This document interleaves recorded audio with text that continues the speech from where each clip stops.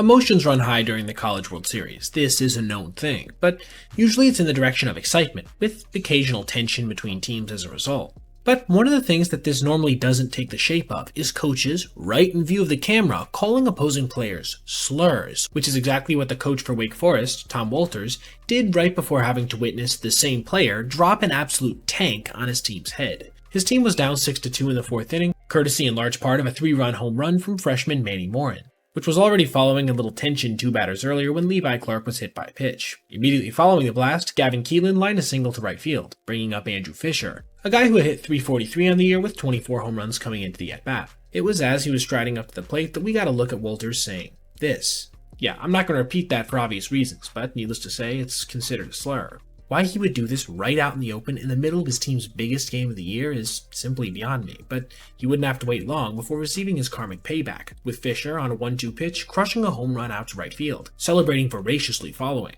And while Wake Forest would manage to scratch out a few runs in the middle innings, the game would never really feel all that close again, with star pitcher Liam Doyle coming out like an absolute madman from the bullpen to close the game in one of the more electric ways we've seen all year. Following the contest, Coach Tom would call this incident an outburst and basically admit that he said exactly what we thought he did, before giving a disingenuous apology. Look at his face when he says it, that's about as authentic as it gets, and I'm just personally happy that his team ended up paying the ultimate price when it all was said and done.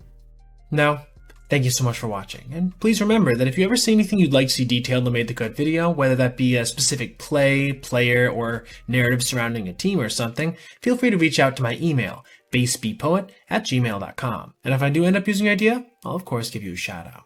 Thank you so much once again, and I'll see you in the next one.